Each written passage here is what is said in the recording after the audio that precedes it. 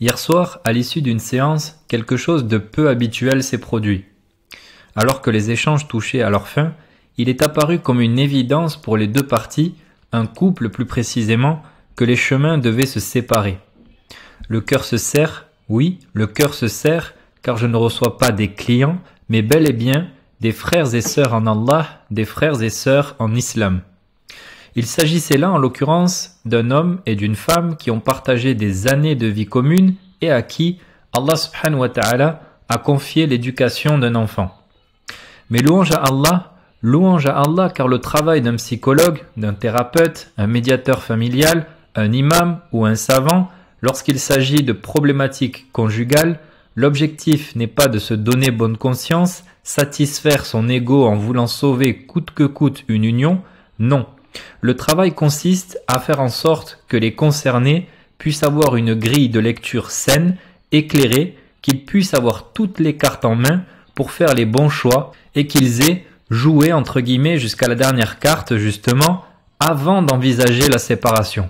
Mais qu'entend-on par ces cartes? Il s'agit de prendre en compte plusieurs choses dont les éléments suivants. La personnalité de la personne ou de tout un chacun, son parcours de vie, son héritage socio-culturel, éducatif, religieux, ses blessures, ses traumatismes, dans quelle mesure elle s'est inscrite dans la reproduction des schémas familiaux, car oui, à différents degrés, à différents niveaux, je n'ai trouvé personne qui a fait exception à cette règle. À partir de là, on évalue comment on a pu se retrouver dans telle ou telle configuration avec son époux ou son épouse et dans quelle mesure nous pouvons agir, s'amender, changer, se réformer, bi'idhnillah. Et oui, se réformer, j'insiste bien là-dessus. Pour ceux qui connaissent cette page, l'état d'esprit dans lequel on s'inscrit, ou devrais-je dire l'état d'esprit dans lequel s'inscrit le musulman et la musulmane, est celui-ci. La véritable question à se poser n'est pas quels sont les manquements qu'a pu avoir mon époux ou mon épouse, mais quels sont les manquements que j'ai pu avoir moi-même pour que il ou elle ait pu agir ainsi envers moi. À partir de là, le raisonnement, le cheminement est beaucoup plus sain. Inna Allah la yughayyiru ma biqawmin hatta yughayyiru ma bi anfusihim. En vérité, Allah ne modifie point l'état d'un peuple tant que les gens le composant ne modifient pas ce qui est en eux-mêmes.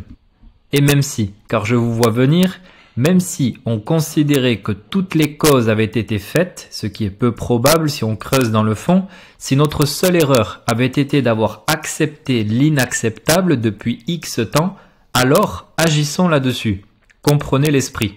Pour en revenir à ce couple, et ce qui va suivre est transposable à chacun d'entre nous, in fine, lorsque tous ces éléments ont été posés sur table, dès lors que la décision qui sera prise aura été déterminée en toute sincérité, en recherchant la vérité, la satisfaction d'Allah subhanahu wa ta'ala, loin des réactions et suivis passionnels, alors comment espérer que notre Seigneur subhanahu wa ta'ala nous abandonnera, nous laissera tomber, nous laissera à notre propre sort?